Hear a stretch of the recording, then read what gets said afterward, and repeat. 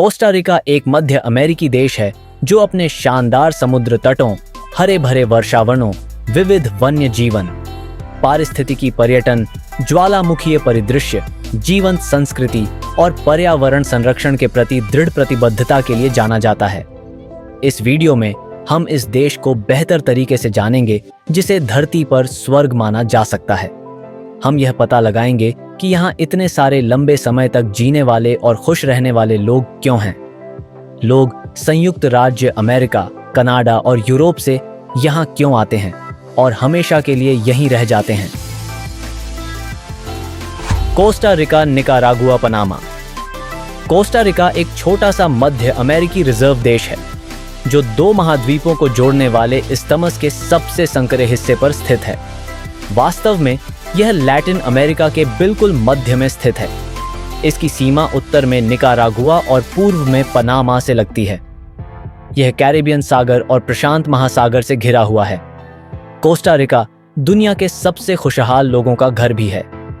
यह देश लगातार कई सालों से अंतर्राष्ट्रीय खुशी सूचकांक में शीर्ष पर है। यहाँ जुआ और वेश्यावृत्ति कानूनी है और यही एक कारण है कि कोस्टा रिका कई साल पहले अमेरिकी पर्यटकों के बीच लोकप्रिय हो गया था। कई जुआ कंपनियों ने भी यहाँ अपनी शाखाएं खोली हैं।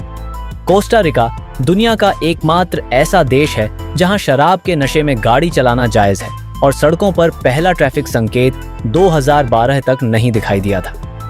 यह दुनिया के उन 23 देशों में से एक है जिनके पास अपनी सेना नहीं है। देश की बाहरी सुरक्षा की गारंटी अमेरिका द्वारा दी जाती है। कोस्टा रिका का नाम इसकी संपत्ति के नाम पर रखा गया है।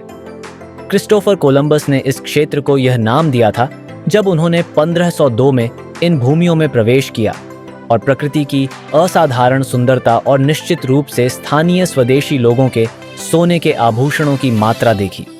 आज कोस्टा रिका की आबादी सिर्फ 5 मिलियन है। इनमें से 8 ही स्पेनिश मूल के हैं, 15% भारतीयों का मिश्रण है, 5% अफ्रीकी हैं जो कभी गन्ने की खेती के लिए आयात किए गए दासों के वंशज हैं। स्थानीय स्वदेशी आबादी 1% से भी कम है। द्वीप पर सिर्फ 4 जनजातियां बची हैं जिन्होंने अपनी पहचान, भाषा और संस्कृति को बचाए रखा है। कोस्टा रिका 5 मिलियन लोग। विशेष रूप से ओजोचल शहर उष्णकटिबंधीय स्वर्ग में एक नई शुरुआत या सेवानिवृत्ति की तलाश करने वालों के लिए एक लोकप्रिय गंतव्य बन गया है। प्रशांत तट के पास पहाड़ों में बसा ओजोचल हरे भरे जंगल और शांत प्रकृति से घिरा हुआ है। मेलैनी, एक कनाडाई जो 3 साल पहले सरकार के लिए काम करने के बाद यहाँ आई थी, अब एक एयरबीएनबी का प्रबंधन करने में मदद करती है और आध्यात्मिक प्रथाओं और प्राकृतिक चिकित्सा में शामिल है। उनका मानना है कि ओजोचल अपनी अनूठी ऊर्जा और उपचारात्मक वातावरण के साथ व्यक्तिगत परिवर्तन और कनेक्शन के लिए तैयार लोगों को आकर्षित करता है। कोस्टा रिका हर किसी के लिए कुछ न कुछ प्रदान करता है और ओजोचल गांव कोई अपवाद नहीं है। ओविता के छोटे से शहर से 20 मिनट की ड्राइव पर स्थित है जिसमें लगभग 2000 निवासी हैं, लेकिन पर्यटकों और प्रवासियों के कारण यह बहुत व्यस्त लगता है। ओजोचल एक शांत प्रशांत स्वर्ग है। अक्सर बाली के उबुद की तुलना में ओविता प्रकृति, योग और आध्यात्मिक प्रथाओं के साथ सामंजस्य की तलाश करने वाले प्रवासियों के लिए आदर्श है। यह अंतर्मुखी, षड्यंत्र के प्रति उत्साही, क्रिप्टोकरेंसी के प्रशंसकों और गैर पारंपरिक जीवन शैली चाहने वालों को भी आकर्षित करता है। कोस्टा रिका के कोस्टा बैलेना पर स्थित शांत शहर ओविता में लोग प्रकृति के साथ घुल मिल जाने वाली जीवन शैली की ओर आकर्षित होते हैं। आप उन्हें रिट्रीट, कॉन्सर्ट, योग कक्षाओं या यहाँ तक कि जंगल के भीतर भी पा सकते हैं। अपनी शांति के लिए मशहूर ओविता दुनिया में सबसे लंबे समय तक व्हेल देखने के मौसम की मेजबानी भी करता है। अंटार्कटिका और अलास्का से हम्बैक व्हेल बच्चे को जन्म देने के लिए इस क्षेत्र में आती है, जो व्हेल की पूंछ जैसी दिखने वाली एक जेटी में आती है। तोते, टूकेन और बंदरों की आवाजें हवा में भर जाती हैं, जो कनाडा की ऊर्जा से दूर घर और शांति का एहसास कराती हैं। जुलाई में मैं अपने परिवार से मिलने गया और वहाँ के विपरीत माहौल से प्रभावित हुआ। महामारी के दौरान यहाँ रहना, मीडिया के माध्यम से फैल रहे डर और नकारात्मकता से दूर, मुझे शांति देता था। लेकिन जब मैं वापस लौटा तो मैंने लोगों की आंखों में वह डर देखा। कई लोग अभी भी समझ नहीं पा रहे हैं कि क्या हो रहा है। मैं स्थायी रूप से कनाडा लौटने की योजना नहीं बना रहा हूं। केवल बारिश के मौसम में अपने प्रियजनों का समर्थन करने के लिए संक्षिप्त यात्राएं करूंगा। कोस्टा रिका ने मुझे अपने उच्च कंपन, सेना की कमी और जीवंत शुद्ध ऊर्जा के कारण आकर्षित किया। यह एक ऐसी जगह है जहां भले ही दुनिया ढह जाए, आप प्रचुर प्राकृतिक संसाधनों पर जीवित रह सकते हैं। लेकिन यह मुख्य कारण नहीं था, यह सिर्फ मेरी आत्मा के लिए सही लगा। मेरे दिमाग में मुझे लगा कि मुझे आखिरकार कोस्टा रिका में एक आत्मनिर्भर जगह मिल गई है। ग्रिड से दूर रहने के लिए मेरे देशों की सूची छोटी है, क्योंकि अधिकांश भ्रष्ट प्रणालियों द्वारा नियंत्रित हैं, जो स्वतंत्रता को प्रतिबंधित करते हैं और अस्वास्थ्यकर जीवन शैली को बढ़ावा देते हैं। लेकिन कोस्टा रिका अपने स्वच्छ पानी, प्रचुर प्राकृतिक संसाधनों और 1948 से सेना की कमी के कारण अलग है। देश में मुफ्त शिक्षा, स्वास्थ्य सेवा है और यह 98% हरित ऊर्जा पर निर्भर है। इक्वाडोर और कोस्टा रिका के बीच निर्णय लेते समय रातों रात चुनाव स्पष्ट हो गया। मैंने अपना टिकट बुक किया और सीमा शुल्क पर आश्चर्यचकित होने के बावजूद मुझे पता था कि मैंने सही निर्णय लिया है। जब मैंने सीमा शुल्क अधिकारी को बताया कि मेरी प्रस्थान तिथि मेरे जन्मदिन पर है, तो उसने मुस्कुराते हुए कहा, ओह, यह मेरा जन्मदिन भी है, और बिना वापसी टिकट मांगे मुझे अंदर जाने दिया। ऐसा लगा जैसे ब्रह्मांड कोस्टा रिका जाने के मेरे निर्णय की पुष्टि कर रहा था। हालांकि नवंबर 2022 से वीजा नियम बदल गए हैं। उदाहरण के लिए, यूक्रेनियन अब केवल 30 दिनों के लिए वीजा मुक्त प्रवेश कर सकते हैं, जिसे उचित दस्तावेजों और वापसी टिकट के साथ 90 दिनों तक बढ़ाया जा सकता है। अब मैं ओडेसा के हेनरिक और लोट्टा का परिचय देता हूं, जो हाल ही में अपने 4 बच्चों के साथ कोस्टा रिका चले गए हैं। उन्होंने स्वीडन को इसकी उच्च रैंकिंग के बावजूद ठंडे मौसम, छोटे सर्दियों के दिनों और नीरस उत्पादन के कारण छोड़ दिया। कोस्टा रिका उन्हें अपने गर्म जलवायु, साल भर ताज़ा भोजन और अन्य लैटिन अमेरिकी देशों की तुलना में सुरक्षित वातावरण के लिए आकर्षित करता है। सैन जोस में उतरते ही कोस्टा रिका के बारे में हमारी पहली धारणा बनी। हवा इतनी ताज़ा थी कि आप लगभग उसका स्वाद ले सकते थे। नमी और घनत्व शरीर के लिए अच्छा लगा। यूरोप के बिल्कुल विपरीत, जहां कई नौकरियां स्वचालित हैं और मानवीय संपर्क न्यूनतम है। यहाँ लोग आपका अभिवादन करते हैं, मदद की पेशकश करते हैं और जीविकोपार्जन करना चाहते हैं। ये रंगीन है और कुछ मायनों में बहुत ही सुखद है। हालांकि हम कुछ गंदी सड़कों और अप्रिय गंधों से भी हैरान थे, जिनके बारे में आप ब्लॉग में नहीं सुनते हैं। भोजन स्वादिष्ट और आसानी से उपलब्ध है, हालांकि कीमतें अलग अलग हैं। कोस्टा रिका के लोग खुले, सरल और समझदार हैं, स्कैंडिनेविया में अधिक यंत्रवत और शहरी जीवन शैली के विपरीत। ओडेसा से होने के नाते मैं यहाँ घर जैसा महसूस करता हूँ। स्वीडन में 1 साल तक रहने के बाद जो हमारा सपना था, हमने पाया कि यह परिपूर्ण और तकनीकी होने के बावजूद कोस्टा रिका का आत्मनिर्भर, सहज जीवन जीने का तरीका हमें बेहतर लगता है। स्वीडन का समाजवाद सुनिश्चित करता है कि कोई भी गरीब न रहे और जो लोग काम नहीं करते हैं उन्हें राज्य सहायता प्रदान करता है। इसके विपरीत कोस्टा रिका में सामाजिक सहायता का अभाव है और लोग खुद पर निर्भर हैं। जब हम कोस्टा रिका की खोज करते हैं तो हम इसकी प्राकृतिक सुंदरता से प्रभावित होते हैं, जिसमें पोआस ज्वालामुखी भी शामिल है, जो देश के 137 में से एक है। ऊंचाई के कारण इसके सक्रिय क्रेटर तक चढ़ना चुनौतीपूर्ण है, लेकिन प्रकृति की सुंदरता इसे सार्थक बनाती है।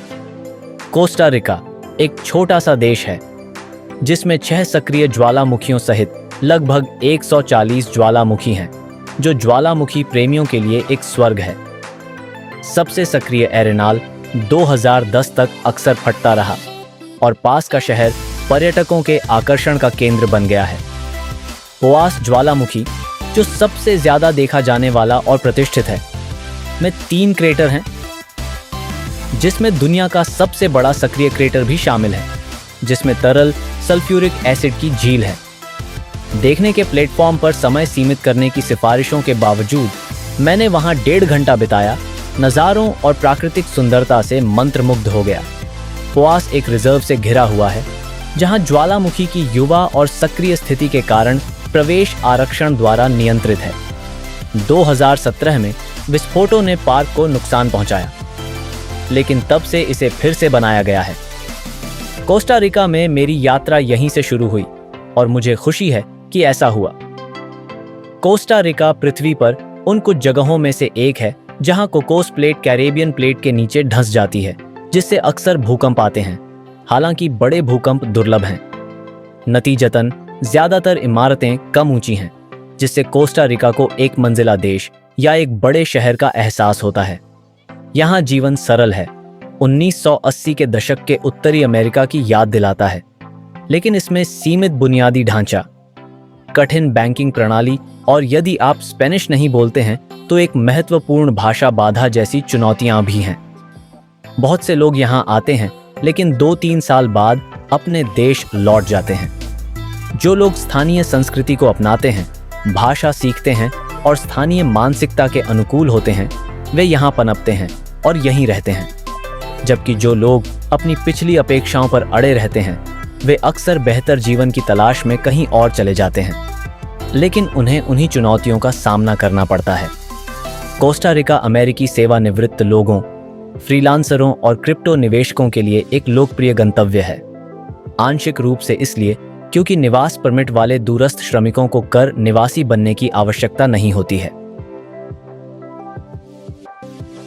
इसका मतलब है कि वे केवल कोस्टा रिका में अर्जित आय पर कर का भुगतान करते हैं, जो विश्व स्तर पर दुर्लभ है। हालांकि उच्च बेरोजगारी दर लगभग 15% के कारण स्थानीय रोजगार पाना चुनौतीपूर्ण हो सकता है और अधिकांश नौकरियां स्थानीय लोगों के लिए आरक्षित हैं। 2023 में न्यूनतम वेतन 600 से 1300 प्रति माह के बीच था, जो पेशे के अनुसार अलग अलग था। स्पेनिश जानना महत्वपूर्ण है क्योंकि राजधानी सैन जोस के बाहर अंग्रेजी व्यापक रूप से नहीं बोली जाती है। जलवायु के साथ तालमेल बिठाना भी कठिन हो सकता है, खासकर मई से अक्टूबर तक बारिश के मौसम के दौरान, कभी-कभी नवंबर और दिसंबर तक भी।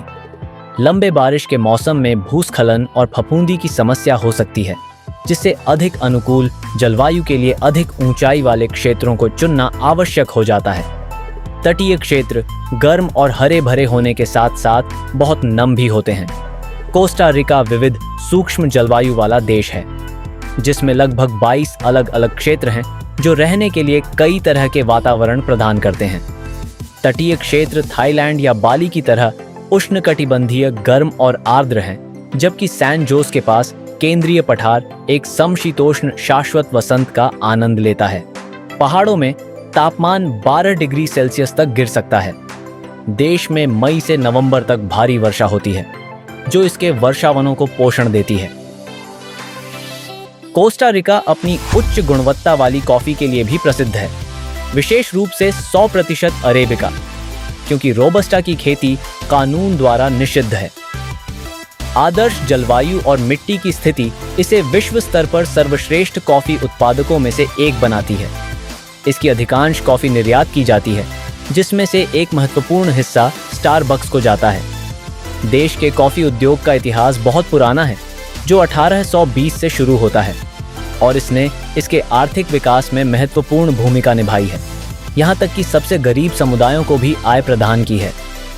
कोस्टा रिका में कॉफी किसानों का बहुत सम्मान किया जाता है, यहाँ तक कि उन्होंने राजनीतिक परिवर्तनों को प्रभावित किया और महत्वपूर्ण शक्ति प्राप्त की। देश को एक समय में अपनी मजबूत बैंकिंग प्रणाली और सेना की कमी के कारण मध्य अमेरिका का स्विट्जरलैंड कहा जाता था। द्वितीय विश्व युद्ध से पहले ग्रेट ब्रिटेन कोस्टा रिकन कॉफी का एक प्रमुख खरीदार था, जिसने उद्योग में भारी निवेश किया था। हालांकि 20वीं सदी के मध्य में सीमा शुल्क और 1983 में एक फंगल संकट ने कॉफी उत्पादन को बुरी तरह प्रभावित किया, जिससे 7 साल का संकट पैदा हो गया। आजकल उच्च गुणवत्ता वाली अरेबिका का अधिकांश निर्यात किया जाता है, जबकि स्थानीय लोग निम्न श्रेणी की बीन्स और पारंपरिक शराब बनाने की विधियों का उपयोग करते हैं।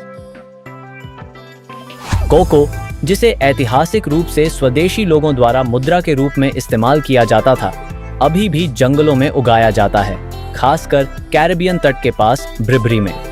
पारंपरिक हॉट चॉकलेट रेसिपी में केवल कोको बीन्स, पानी, मिर्च, वेनिला और शहद शामिल थे। हालांकि कोको का निर्यात कम है, लेकिन वे उच्च गुणवत्ता के हैं। कोस्टा रिका पक्षी देखने वालों के लिए भी एक स्वर्ग है, जहां 850 से अधिक पक्षी प्रजातियां हैं। लापाज वाटरफॉल गार्डन में हमने पन्ना टूकेन जैसे दुर्लभ पक्षियों को देखा और स्लॉथ और हमिंगबर्ड सहित विभिन्न वन्य जीवों का सामना किया। हमिंगबर्ड अपनी उल्टा उड़ने की क्षमता के लिए उल्लेखनीय हैं और एक दिन से भी कम समय में 1000 किलोमीटर की दूरी तय कर सकते हैं। हमिंगबर्ड एक असाधारण प्राणी है, जिसके दिल की धड़कन प्रति मिनट 500 से 1000 बार तक होती है और पंख प्रति सेकंड 80 बार तक फड़फड़ाते हैं। वे 70 किलोमीटर प्रति घंटा की गति तक पहुंच सकते हैं और हाथियों की तुलना में प्रति इकाई वजन पर 100 गुना अधिक भोजन खाते हैं, केवल उड़ान के दौरान ही खाते हैं। मैंने प्रसिद्ध लाल आंखों वाले पेड़ मेंढक को भी देखा, जो कोस्टा रिका की अविश्वसनीय जैव विविधता का प्रतीक है। पृथ्वी की सतह के केवल 0.03% हिस्से को कवर करने के बावजूद कोस्टा रिका दुनिया की 6% जैव विविधता का घर है, जिसमें पौधों और जानवरों की 5 लाख से अधिक प्रजातियां हैं। देश में ऑर्किड की 1400 प्रजातियां, हमिंगबर्ड की 50 प्रजातियां और तितलियों की 1500 प्रजातियां हैं। इसके अलावा कई अन्य प्रजातियां भी हैं। कोस्टा रिका सालाना लाखों डॉलर की तितली, गुड़िया और इंडोर पौधों का निर्यात भी करता है। सुस्ती, एक राष्ट्रीय प्रतीक, पेड़ों की चोटी पर आसानी से देखा जा सकता है, जो अपने तीखे पंजों से धीरे धीरे चलता है। इस मान्यता के विपरीत कि वे पूरे दिन सोते हैं, सुस्ती 8 से 10 घंटे की झपकी लेते हैं, बाकी समय धीरे धीरे भोजन की तलाश में बिताते हैं। कोस्टा रिका उन लोगों के लिए एक देश है जो जादू और सद्भाव की तलाश करते हैं, जो आश्चर्यजनक परिदृश्यों, जीवंत रंगों और प्राकृतिक उपचारों के खजाने से घिरा हुआ है। कोस्टा रिका उन लोगों के लिए एक आश्रय स्थल है जो जीवन को गहराई से तलाशना चाहते हैं और कठोर संरचनाओं से मुक्त रहना चाहते हैं। यह एक ऐसी जगह है जहां लोग खुद को नियंत्रित करते हैं, बिना किसी निरंतर नियम या आदेश के जीवन शैली को अपनाते हैं। हालांकि यह उन लोगों के लिए आदर्श नहीं है जिन्हें बहुत अधिक संरचना की आवश्यकता होती है, क्योंकि यहाँ जीवन प्रवाह के साथ चलने, बिना किसी हड़बड़ी या चिंता के जीने और पूरा विदा मानसिकता को अपनाने के बारे में है कोस्टा रिकन जीवन का एक केंद्रीय वाक्यांश। पूरा विदा, जिसका अर्थ है शुद्ध जीवन, स्थानीय लोगों के शांत और लापरवाह रवैये को दर्शाता है। यह एक अभिवादन, एक विदाई और संतोष की अभिव्यक्ति है, जो सादगी की सराहना करने और सकारात्मकता पर ध्यान केंद्रित करने के सार को दर्शाता है। यह मानसिकता कोस्टा रिका में उच्च खुशी और जीवन प्रत्याशा में योगदान देती है, विशेष रूप से निकोया जैसे स्थानों में, जहां औसत जीवन काल अक्सर 90 वर्ष से अधिक होता है। निकोयान के दीर्घायु होने के रहस्यों में कैल्शियम युक्त पानी, परिवार का समर्थन, हल्का शाम का भोजन और उद्देश्य की मजबूत भावना शामिल है। कोस्टा रिकन लंबे खुशहाल जीवन जीते हैं, जो उनके पास है उससे संतुष्ट हैं और सफलता की सामान्य दौड़ में उनकी कोई दिलचस्पी नहीं है। इस पूरा विदा दृष्टिकोण का अर्थ है नियंत्रण से परे चीजों के बारे में तनाव न लेना, जैसा कि स्थानीय लोगों की रोजमर्रा की स्थितियों के प्रति शांत प्रतिक्रिया से स्पष्ट होता है। जैसे कि जब 2 बसें सड़क के बीच में बातचीत के लिए रुकती है, तो धैर्यपूर्वक प्रतीक्षा करना। हर कोई शांति से प्रतीक्षा करता है, पूरा विदा भावना को अपनाता है, देरी से बेफिक्र। कोस्टा रिका में ओडेसा की तरह जीवन की गति शांत है और लोग जल्दबाजी में नहीं हैं। वे अपनी स्वाभाविक समय सीमा पर काम करते हैं, समय सीमा या दायित्वों के बारे में तनाव नहीं लेते। यह शांत दृष्टिकोण तनाव मुक्त वातावरण बनाता है, आपसी सहयोग और समुदाय की भावना को बढ़ावा देता है। लोग बिना किसी हिचकिचाहट के एक दूसरे की मदद करते हैं, जो मजबूत पारिवारिक मूल्यों को दर्शाता है। कोस्टा रिकन आमतौर पर जल्दी उठते हैं और जल्दी सो जाते हैं। हालांकि कुछ अपवाद भी हैं, जैसे सैन राफेल में रहने वाला एक जीवंत सेवानिवृत्त परिवार जो देर रात तक शराब पीता और गाता रहता है। खेल, खास तौर पर साइकिलिंग और फुटबॉल, संस्कृति में गहराई से समाये हुए हैं। हर गांव में फुटबॉल के मैदान, चर्च और स्कूल हैं, जो प्रमुख स्थलों के रूप में काम करते हैं। फुटबॉल जीवन का एक प्रमुख हिस्सा है, जिसे मीडिया में व्यापक कवरेज और भावुक चर्चाएं मिलती हैं। यहाँ तक कि महंगा नामक आकस्मिक मिलन समारोहों के दौरान भी, जहाँ दोस्त फुटबॉल खेलते हैं और फिर शराब पीते हैं और खेल के बारे में बातें करते हैं। शराब पीने और फुटबॉल के प्रति अपने प्रेम के बावजूद कोस्टा रिकन लोग नशे में होने पर भी शांतिपूर्ण और मैत्रीपूर्ण व्यवहार बनाए रखते हैं तथा अक्सर बिना किसी आक्रामकता या संघर्ष के जीवन का आनंद लेते हैं। कोस्टा रिका में कोई पारंपरिक पता, सड़क के नाम या घर के नंबर नहीं है। इसके बजाय अक्सर दिशा निर्देश लैंडमार्क का उपयोग करके दिए जाते हैं, जैसे कि किसी ज्ञात स्थान से 150 मीटर दक्षिण में, जैसे कि स्कूल, चर्च या फुटबॉल मैदान। यद्यपि सैन जोस में सड़क संकेत लगभग 40 वर्ष पहले शुरू किए गए थे, फिर भी स्थानीय लोग बैंकों, पेट्रोल पंपों और यहाँ तक कि सोते हुए कुत्तों को संदर्भ बिंदु के रूप में उपयोग करते हैं, जो शांत, पूरा विदा दृष्टिकोण को दर्शाता है, जहाँ कोई भी ज्यादा चिंता नहीं करता है और हर कोई संतुष्ट दिखता है। कोस्टा रिका के लोग वास्तव में खुश दिखाई देते हैं। उनके पास जो कुछ भी है, उसके लिए उनके मन में कृतज्ञता की भावना है। भले ही प्रवासियों की बढ़ती मौजूदगी और उनके बड़े घर स्थानीय जीवन स्थितियों के साथ एक अलग ही विरोधाभास पैदा करते हैं। कोस्टा रिका में रहने का एक बड़ा नुकसान जीवन यापन की उच्च लागत है, जो इसे लैटिन अमेरिका के सबसे महंगे देशों में से एक बनाता है। जिन लोगों के पास निवास नहीं है, उनके लिए कानूनी रूप से काम करना कोई विकल्प नहीं है। इसलिए प्रवासी अक्सर ऑनलाइन व्यवसायों या वित्तीय सहायता के अन्य साधनों पर निर्भर रहते हैं। डिजिटल घुमंतु वीजा सहित कई निवास विकल्प हैं, जो 1 वर्ष के लिए वैध है और 1 और वर्ष के लिए नवीनीकृत किया जा सकता है, जिसके लिए $5000 मासिक आय का प्रमाण आवश्यक है। गैर निवासी 90 दिनों तक रह सकते हैं, जिसके बाद उन्हें अपने प्रवास को नवीनीकृत करने के लिए कुछ समय के लिए देश छोड़ना होगा, अक्सर पनामा जाना होगा। यह वीजा ऋण हर 3 महीने में दोहराया जा सकता है, हालांकि यह अप्रवास बढ़ने के साथ कम संभव हो सकता है। कोस्टा रिका में देश में जन्मे बच्चे के माता पिता रिश्तेदारी के आधार पर स्थायी निवास परमिट, परमिसो डी रेसिडेंसिया परमानेंट, प्राप्त कर सकते हैं, और यदि वे 25 वर्ष से कम आयु के हैं तो संभावित रूप से 7 वर्ष बाद नागरिकता प्राप्त कर सकते हैं। बच्चे के लिए कोस्टा रिका की नागरिकता प्राप्त करने का मुख्य उद्देश्य यूरोपीय संघ के देशों सहित 140 से अधिक देशों में वीजा मुक्त पहुंच है। कोस्टा रिका में प्रसव की लागत $5000 से $10,000 तक होती है, जिसमें चिकित्सा यात्राएं, प्रसव और दस्तावेज पंजीकरण शामिल हैं। अर्जेंटीना, ब्राजील, मैक्सिको और चिली इसी तरह के कार्यक्रम प्रदान करते हैं। यदि आप कोस्टा रिकन क्लिनिक में जन्म देते हैं तो यह प्रक्रिया निःशुल्क है, जिसमें केवल डायपर जैसी बुनियादी आपूर्ति की आवश्यकता होती है। हालांकि सार्वजनिक अस्पतालों में नवजात शिशुओं के लिए टीकाकरण की अनिवार्य आवश्यकता होती है, जिससे बचना चुनौतीपूर्ण हो सकता है। टीकाकरण का विरोध करने वालों के लिए घर पर जन्म संभवतः एक डॉला के साथ एक विकल्प है, जो इस आवश्यकता को दरकिनार करता है। बच्चे के जन्म के बिना कानूनी निवास प्राप्त करने के विकल्प भी हैं, जैसे कि रेंटिस्टा वीजा प्राप्त करना, जिसके लिए $2500 मासिक आय और बैंक में $60,000 जमा करने का प्रमाण चाहिए।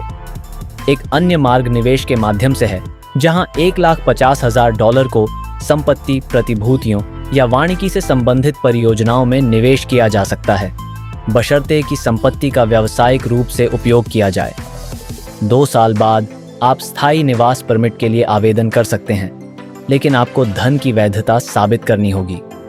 शरण एक अन्य विकल्प है, हालांकि यह प्रक्रिया लंबी और धीमी है, जिसमें साक्षात्कार कई साल पहले से निर्धारित है।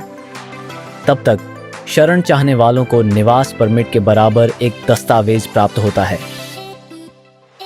कोस्टा रिका की चरम मौसम की स्थिति चुनौतियां पेश करती है। दिसंबर से मार्च तक यहाँ बहुत गर्मी होती है। नदियाँ सूख जाने के कारण सड़कें धूल भरी होती हैं। बारिश के मौसम में बाढ़ आती है, खास तौर पर खराब रखरखाव वाली सड़कों पर, जिन्हें ठीक करने के लिए अक्सर सामुदायिक प्रयासों की आवश्यकता होती है। इन कमियों के बावजूद पूरे देश में निर्माण कार्य तेजी से बढ़ रहे हैं। यह क्षेत्र तेजी से बढ़ रहा है, हर जगह निर्माण हो रहा है। कई दीर्घकालिक निवासी कम आबादी वाले क्षेत्रों में जा रहे हैं। यहाँ कार का मालिक होना महंगा है क्योंकि रखरखाव का खर्च बहुत ज्यादा है, सड़क की स्थिति खराब है और समुद्री हवा में जंग लग जाता है। हालांकि लिफ्ट लेना आसान है, बसें भरोसेमंद हैं और टेलीग्राम और व्हाट्सएप के जरिए कारपूलिंग लोकप्रिय है। कार, खास तौर पर 4 पहिया ड्राइव वाली एसयूवी, रखना सुविधाजनक है, लेकिन गाड़ी चलाना चुनौतीपूर्ण हो सकता है। सड़कें ज्यादातर कच्ची हैं और ट्रैफिक नियमों की अक्सर अनदेखी की जाती है। ग्रामीण इलाकों में आपको पैदल चलने वालों, जानवरों और खराब रोशनी से सावधान रहना चाहिए। लंबी दूरी तक गाड़ी चलाना थका देने वाला हो सकता है, खास तौर पर 50 किलोमीटर प्रति घंटा की औसत गति से। गैस स्टेशन दुर्लभ और आरामदायक हैं। अटेंडेंट आपका टैंक भरते हैं और आपको मुस्कुराते हुए और पूरा विदा कहते हुए अभिवादन करते हैं। सड़कों पर फुटपाथ नहीं है, जिससे घुमक्कड़ के साथ चलना मुश्किल हो जाता है। सड़क की गुणवत्ता के बावजूद ट्रैफिक जुर्माना बहुत ज्यादा है, जैसे गाड़ी चलाते समय मोबाइल फोन का इस्तेमाल करने या 120 किलोमीटर प्रति घंटा से ज्यादा की गति से गाड़ी चलाने पर $500। एक असामान्य नियम के तहत अगर सड़क साफ है तो ड्राइवर रात 10 बजे के बाद रेड लाइट पर चल सकते हैं। एक चीज जो मुझे यहाँ याद आती है वह है खाने की विविधता। जबकि शहर के निवासी थाई और मैक्सिकन व्यंजन पा सकते हैं, ग्रामीण क्षेत्रों में खाने की विविधता सीमित है। हालांकि प्रतिस्पर्धा के कारण गुणवत्ता अच्छी है। मुझे किताबों की दुकानों की भी याद आती है। हालांकि ओजोचल में एक छोटी सी लाइब्रेरी है। शहर में रहने से अनोखी रुचियों वाले लोगों से मिलने के ज्यादा मौके मिलते हैं, जो यहाँ कम हैं। मुझे जोशीले, थोड़े विचित्र लोगों के साथ रहना अच्छा लगता है, लेकिन ओजोचल में उन्हें ढूंढना मुश्किल है। रहने की लागत के बारे में यह आवास के आधार पर अलग अलग होती है। उच्च मौसम दिसंबर से मार्च अप्रैल के दौरान किराए पर लेना सबसे महंगा होता है। मैं ओजोचल में एक नए स्थान पर जा रहा हूँ और एक स्टूडियो के लिए प्रति माह $1,400 का भुगतान करूंगा। सुविधाओं के आधार पर आप $1,000 से $3,000 प्रति माह तक के किराए पा सकते हैं। यदि आप शाकाहारी भोजन का पालन करते हैं तो भोजन की लागत कम होती है और स्थानीय किसान बाजार किफायती स्वादिष्ट उत्पाद प्रदान करते हैं। जैविक खाद्य वितरण भी उपलब्ध है। आराम से रहने के लिए कार खर्च सहित आपको प्रति माह $1,500 से $4,000 के बीच की आवश्यकता होगी। व्यक्तिगत रूप से कार के बिना और किसानों के बाजारों तक पहुंच के साथ मेरा अनुमान है कि उच्च मौसम के दौरान प्रति माह लगभग $2,000 की आवश्यकता होगी। लेकिन हमारा लक्ष्य अपने आवास की लागत को $600 से $1,000 प्रति माह तक कम करना है। कोस्टा रिका अमेरिका और यूरोप के ज्यादातर देशों से सस्ता है, लेकिन लैटिन अमेरिका के ज्यादा महंगे देशों में से एक है। औसत प्रवासी प्रति माह $1,500 पर रह सकता है, जबकि 4 लोगों के परिवार को किराए, भोजन और स्वास्थ्य सेवा को कवर करने के लिए $3,000 से $5,000 की जरूरत हो सकती है। किराया एक महत्वपूर्ण बचत है। सैन जोस में एक बेडरूम वाले अपार्टमेंट की कीमत $400 से $800 और 3 बेडरूम वाले घर की कीमत $1,500 से $2,000 है। तट के पास कीमतें ज्यादा हैं, खासकर मौसम में। एक बेडरूम वाले अपार्टमेंट के लिए उपयोगिताओं की लागत लगभग $60 से $80 प्रति माह है और इंटरनेट की लागत $40 से $60 है। सैन जोस शहर में संपत्ति खरीदने में प्रति वर्ग मीटर $1,500 से $3,000 का खर्च आता है। बाहर खाना किफायती है। सस्ते रेस्टोरेंट में खाना $6 से $8 का खर्च आता है और अच्छे रेस्टोरेंट में 2 लोगों के लिए डिनर $40 से $60 का खर्च आता है। बुनियादी खाद्य पदार्थों की कीमतें विनियमित हैं, इसलिए वे पूरे देश में एक समान हैं। कारें महंगी हैं। एक नई टोयोटा कोरोला की कीमत $23,000 से $28,000 है और पुरानी कारों पर भारी कर लगता है। सरकारी स्कूल मुफ्त हैं, जबकि निजी और अंतर्राष्ट्रीय स्कूलों में प्रति माह 600 से $1000 का खर्च आता है। स्वास्थ्य सेवा किफ़ायती है, अस्पताल जाने पर लगभग $40 का खर्च आता है, जबकि अमेरिका में यह $3000 है। निजी स्वास्थ्य बीमा की कीमत 60 से $285 प्रति माह है। रिका में रहना अमेरिका की तुलना में काफी सस्ता है। यहाँ कुल लागत 40% कम है और किराए जैसी जरूरी चीजों के लिए 70% तक कम खर्च आता है। मासिक व्यय में उपयोगिताओं के लिए $600 से $800, गैस, पानी और बिजली के लिए $60 से $80 और इंटरनेट के लिए $40 से $60 शामिल हैं। कार कर अधिक हैं। 5 वर्ष से अधिक पुराने वाहनों के लिए दरें 19% तक हैं। स्वास्थ्य सेवा भी अधिक किफ़ायती है। अस्पताल में जाने की लागत लगभग $40 है, जबकि यूएसए में यह $3000 है। शिक्षा के लिए यूविटा क्रिश्चियन अकादमी एक मान्यता प्राप्त कार्यक्रम प्रदान करती है, जिससे छात्रों के लिए जरूरत पड़ने पर अमेरिकी स्कूल प्रणाली में वापस जाना संभव हो जाता है। विकल्पों में उविता क्रिश्चियन एकेडमी जैसे द्विभाषी स्कूल शामिल हैं, जो अमेरिकी स्कूल प्रणाली के अनुरूप मान्यता प्रदान करते हैं। दवा अमेरिका की तुलना में सुलभ और सस्ती है। नियमित दौरे की लागत लगभग $80 से $100 है, जबकि गंभीर उपचार लगभग $5000 हो सकते हैं। स्वास्थ्य बीमा उचित है, लेकिन अनिवार्य नहीं है। बैंकिंग और क्रिप्टोकरेंसी बैंक खाता खोलना आसान है और क्रिप्टोकरेंसी भुगतान तेजी से लोकप्रिय हो रहे हैं। सुरक्षा और पुलिस और यातायात नियंत्रण मौजूद हैं। वाहन पंजीकरण और बीमा की आवश्यकता होती है। साथ ही मार्चामो और रेटेवे जैसी अतिरिक्त जांच भी होती है। कोस्टा रिका में सुरक्षा को यूरोप की तुलना में कम सुरक्षित माना जाता है, जहां उच्च संपत्ति सुरक्षा उपायों की आवश्यकता होती है। कोस्टा रिका में रहने का खर्च अमेरिका की तुलना में काफी कम है। किराया, उपयोगिताएं और चिकित्सा व्यय काफी सस्ते हैं। उदाहरण के लिए, यहाँ अस्पताल जाने का खर्च अमेरिका में $3000 की तुलना में लगभग $40 है। हालांकि मेरे खुद के बच्चे नहीं हैं, लेकिन दोस्तों ने बताया है कि यूविटा क्रिश्चियन अकादमी जैसे स्कूल द्विभाषी शिक्षा विकल्प प्रदान करते हैं। शिक्षा विविधतापूर्ण है, जिसमें प्रवासियों के लिए अवसर हैं। चिकित्सा सुलभ है, जिसकी लागत उपचार और स्थान के आधार पर अलग अलग होती है। यात्रा बीमा अब अनिवार्य नहीं है, लेकिन फिर भी सलाह दी जाती है। यह देश समुदाय की भावना को बढ़ावा देता है और अधिक नौकरशाही प्रणालियों के दबाव से विराम प्रदान करता है। कोस्टा रिका व्यवसाय शुरू करने के लिए आशाजनक अवसर प्रस्तुत करता है, जहां कई प्रवासी सफलतापूर्वक छात्रावास, एयरबीएनबी और रेस्तरां चला रहे हैं।